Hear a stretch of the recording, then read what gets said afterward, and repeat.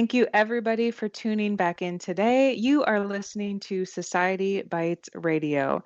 My name is Jillian Beth, and I am an intuitive healer and coach on a mission to empower women by reconnecting them to their inner wisdom. And I am so excited to have Jes-sica back on this week's show. And do make sure you stay tuned until the end because she has a special, very generous gift, for you listeners. And if you missed our show last week, do go back and download it, listen to it. It was all about rising above fear and getting into your soul purpose. Now, a little bit about Jes-sica. She's on a mission to awaken as many people as possible to their soul purpose. And as a best-selling author, coach, and inspirational speaker, she helps people master the 12 lessons that have been essential to her own journey, as featured in her book, Dare to Believe. And through this work, she empowers people to live their dreams rather than settling for what's offered. Jes-sica's own career path and personal story has been marked by a long search for deeper meaning and fulfillment. And she struggled through many corporate jobs over the last couple decades, and most recently as a global chief marketing officer. And after all, there is a single lesson that Jes-sica believes that we are all meant to learn, and that is to not engage with fear as truth, but rather as a teacher, which I absolutely love. Thank you for coming back this week, Jes-sica. Oh, it's my pleasure. I'm so glad to be back with you. Yeah, and I always love doing these shows with the powerful, amazing, beautiful women that I have on because I know that there's so many of us that, like we talked about last week, want to step in our soul's purpose. And sometimes that includes starting some sort of business. Maybe it's a side business, maybe it's just bringing together a group of people. But I love talking to women like you about their journey. So today we're getting into business advice for women from a woman, and I'm excited to hear some of what you have to share with us. So how about we get right into it? Let's do it. Yes, that sounds awesome.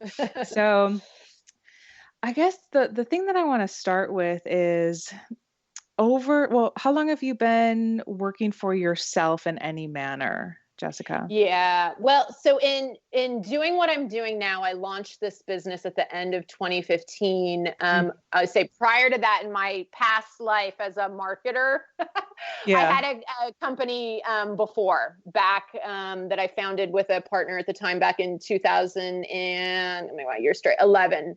Okay. That we later sold. So it wasn't my first time stepping into the role as entrepreneur, but it was the first time for me to do it on my own, without a partner involved.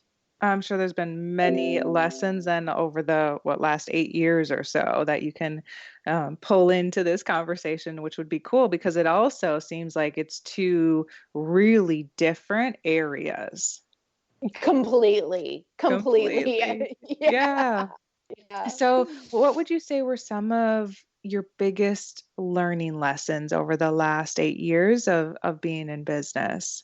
Yeah, well, I'll take a more even recent one. So the first time I started a company, it was with a partner who is a salesperson, through and through. She is a BD person. I was, combination of a marketer and a client service, type of person. So this time stepping into it when I needed, to wear all hats. Something I learned really on is that, especially as I was growing this business, I had to prioritize my business development first before serving clients. Yes. And so that was a big lesson for me because I didn't start that way. And an advisor that I work with really helped shift my thinking on that. And she said, Jes-sica, if your most productive hours, like when you're most on, is in the morning, then you start your mornings focused on your own business development and growth. Client work comes later. That comes, with the second tier energy. And when I switched that, it was a major shift for me, And I, the lessons I've been working on in my own life, is people pleasing and everything that comes with that. So to not put serving the clients like with the prime energy was a total shift in my own way that I approach things, but it's what you got to do. If you're a growing business, you got to really focus on your own business development with your prime energy. Yeah, I've never heard it used in those specific words, Jessica. I love that prime energy and then the second tier. I definitely know it to be true. And one of my coaches worked with me a bit with that as well, because we all tend to have, especially women, I'll say, even though men as well. I mean, the most of society is set up on a very masculine structure, right? So Yeah. meeting times that most people have are when it's good for men. Women are just very, very different. We're secular, but we all generally have a time of day, and maybe it's a couple hour block, like you were mentioning, that we're more productive. So whether it's early in the morning, like you mentioned, some people are late at night, some people are right after lunch, like, be curious, find out when that is and leverage it, which is what you're saying. Yeah, whatever it is, but be clear on when your prime energy is and put that towards your growth. Put that Yes. towards your growth. Yeah. The Yeah. So most that was important a big thing. shift. Love, Totally. Yeah. love that.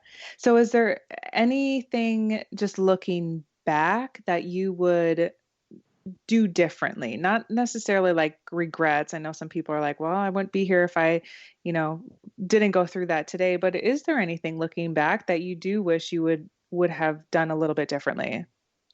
Yeah. I would say yes to your point of doing differently. For me, what was uncomfortable at first, this business, I'm the brand, right? Yeah. And Yeah. I'm a former CMO. I've marketed hundreds of brands. It was a completely different experience to market myself. So, what I would have done differently is perhaps gotten some more help and support early on. Mm, um sometimes sometimes it's hard to see your own stuff, right? yeah. And I wasn't, because I'm so comfortable with marketing, I wasn't in tune about how my own, I'll call it hangups, with putting myself out there, were actually impacting the strategy. So, I think whenever you're doing kind of anything for yourself, it's always harder. You know what I mean? Yeah. It's so, giving advice or whatever. So in the same way, looking back, but hindsight's always 2020. I would have gotten some outside help earlier on because, I had the confidence in marketing. I was like, oh, I can do it. I know how to market. Even Hmm. if it's your skill set, even if it's your wheelhouse, when you do it for you, it's different. And I would say kind of insidious things can creep up and impact how you're doing it. So yeah, that's something I even as an expert marketer, I would have outsourced it earlier on, gotten help, gotten input. I'm so glad you brought that up, because that is the truth. And look, I know I've worked with a lot of individuals who are just starting businesses, and I remember when I was just starting, I'm sure you do as well for both of those businesses.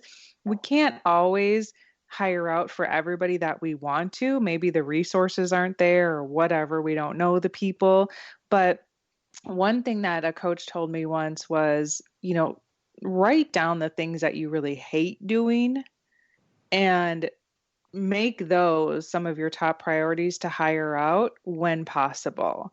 And if we can learn that we don't have to be the master of everything, stay in our own lane of genius, let other people come in, that really is when we begin to thrive. And even like you mentioned, you're a phenomenal marketer, but even you have the ability to learn and allow other people to come in and take it to a level that you can't do on your own for yourself.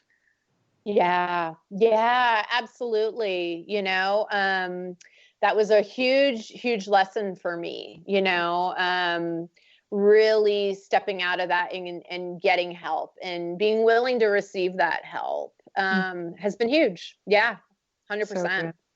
So I'm wondering if you have any spiritual practices or rituals that you do to really set yourself up to have a good day, whatever that looks like with your business. Yeah. Oh, that's a beautiful question. I mean, I start every day with remembering my purpose. Mm. So anchoring into the way that I'm looking to serve humanity, the way that I'm looking to serve the world. And I anchor it in from there. I invite in the divine. I say, use me, show me. And that's really the energy and the place that I start my work from. Something that has also, I was in, the corporate world, as corporate as it gets, for a long time. And a Mhm. shift in me running my own business is when I feel that I'm in an energy or space of struggle, when I feel like I'm just trying to power through, I stop, because that actually energetically and spiritually causes more harm than good. If I Yeah. cannot at least be in the energy of acceptance for what I'm doing, and even down to like doing the accounting, right? Or Mhm. getting into the legal stuff, things I don't normally enjoy, if I'm bringing in the energy to that of like, oh, I don't like this, or oh, I Yep. just stop.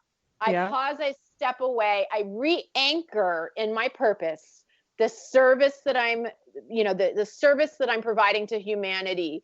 And I find the joy in that and bring that energy into, the less appealing tasks, if you will. So, Yes. I yes, love that. as such a shift for me, because of course, my conditioning of what's rewarded in the corporate world is like the antithesis of that. You power through kind of at all costs. So that Yeah. was a major shift for me. But when it's your own business and it's your own creation, I mean, the business is like a living, breathing energy in and of itself. So when Absolutely. you're infusing it with, I hate something, or this is unenjoyable, I mean, that actually causes more harm than good, right? Mhm. And even if you feel like you're being productive and still getting it done via action on the bigger level, I found that it's not helpful. So I It try to step away. Yeah. Absolutely. And I hope everyone listening really hears this, because that is the truth. The energy in which we go into things absolutely affects the outcome. And I remember working with a money coach a while back, and they even said, as simple as paying bills. If you're like, "Oh my gosh, I got to pay these bills this month. Oh man, do I have the money to pay these bills?" And you're I was gonna say writing out checks, but we don't really do that too much anymore, but, like, going online or whatever, and if you're in that headspace, that energy doing it, that is not helping you, my friend, so you gotta figure out a way to be grateful for the fact that you can pay them, or whatever you need to do to shift the energy a little bit. It makes a massive difference, big picture. Yeah, absolutely. You're dead on there. Yeah. So, what would you say are some of the advantages of being a woman in business? Mm, wow, that's such a beautiful question. And I answer it from only knowing what it's like to be a woman in Correct. business. So Good point. any men listening, please, I'm only answering this from my perspective. But what I've found is beautiful is the collaboration. So I have a community of coaches, that we all support one another.